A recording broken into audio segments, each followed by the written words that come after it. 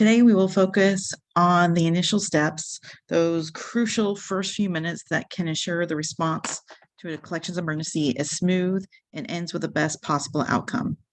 It is a very simple three-step process of call, assess, and respond.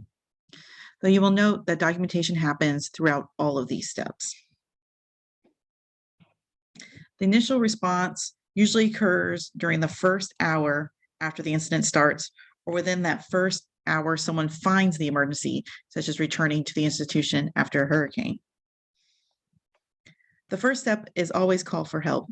Depending on your institution, you would call either emergency first responders or whomever is in charge of responding to any institutional emergencies. Depending on the type of emergency, the staff member can then alert security, facilities, or any subject matter experts or SMEs. These responders can help assist to immediately stop whatever is causing the incident. This also lets security know you are at the scene of the incident for your protection and safety. For example, if there is a sudden escalation of the incident and you were to become incapacitated, it is important others know your location. The call also starts the documentation process. When alerting staff and responders to the incident and reporting the location, you need to use common language. Saying something like, "Water is damaging the textiles in the medieval gallery," is not helpful.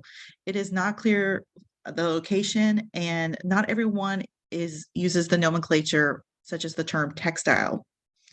It is also not clear to what type of help you need. Instead, give as precise of a location as possible that will allow them to reach you quickly, such as a room or gallery number. Note the type of the specific incident and where exactly it is coming from, and report if objects and or people are in danger or hurt. After this, you can then start alerting other people in your department or other responders as needed. But this will all depend on the layout of the incident command system in your emergency plan. The next step is assessment, and this is done using the initial damage assessment. This is a preliminary on-site evaluation and documentation of the damage.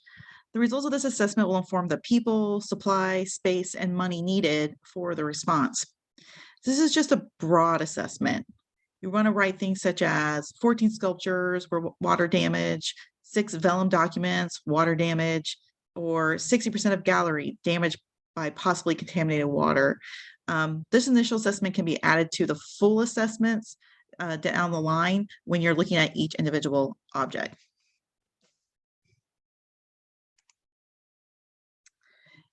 Damage assessments rely on context or situation, organizational priorities, timing, accessibility, the audience, skill level of the team, and communication.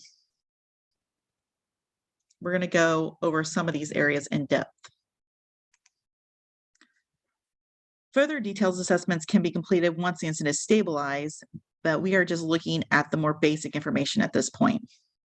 We need to assess what is the status of the event. Has the event stopped? Is there water still pouring down? Have the flow waters receded? Has the earthquake stopped but still at risk for aftershock? These are all things to document and consider for your own safety and planning purposes. We also need to know, are there injuries? Is there a complex emergency?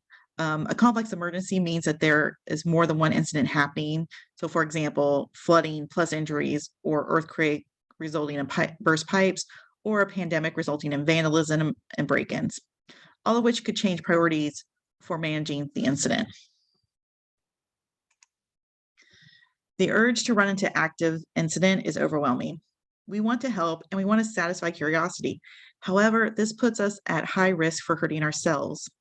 Depending on the incident, be on alert for falling, rolling, or flying debris. Also, check for possibility of contamination, punctures, shock, or electrocution. The part of the assessment will determine the PPE needed for facilities to be shut off before approaching. Most of this is caught in the reentry checklist. A reentry checklist should be part of your emergency plan, preferably in the appendix, so that it's something that can be easily updated, pulled out, and used. Here's an example from the Minnesota Historical Society, and it's available for free download on their website. This is a great starting point, but please feel free to customize it based on your institution and your needs. Here's an example of a reentry checklist written by me for an emergency plan for a client. As you can see, it is very similar to the one from the Minnesota Historical Society, but does account for very specific needs of the institution.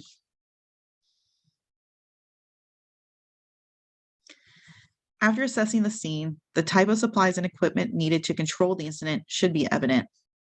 Most, if not all, of these supplies should be found in emergency kits. At this stage, we only need supplies that keep the situation from getting worse, and more supplies can be purchased later for the actual salvage. Finally, we need to look for space to perform that salvage, and it should be identified and secured prior to beginning the salvage operation.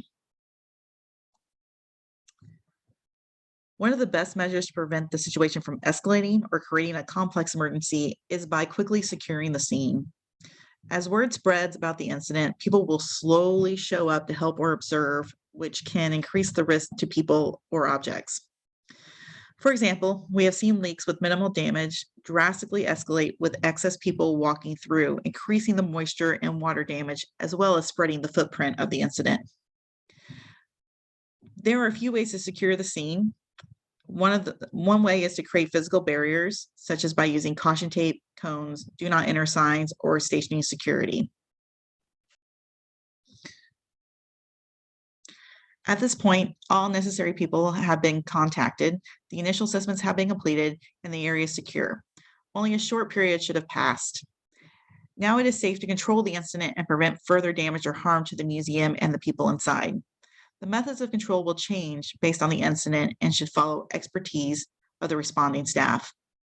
Getting control over an incident can be a temporary fix, as a full repair or recovery could take many days, months, or years, depending on the incident. By this point, I've mentioned documentation many times. That is because it is important.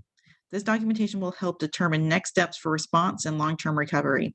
It will also be used for after-action reports and how to improve the next response.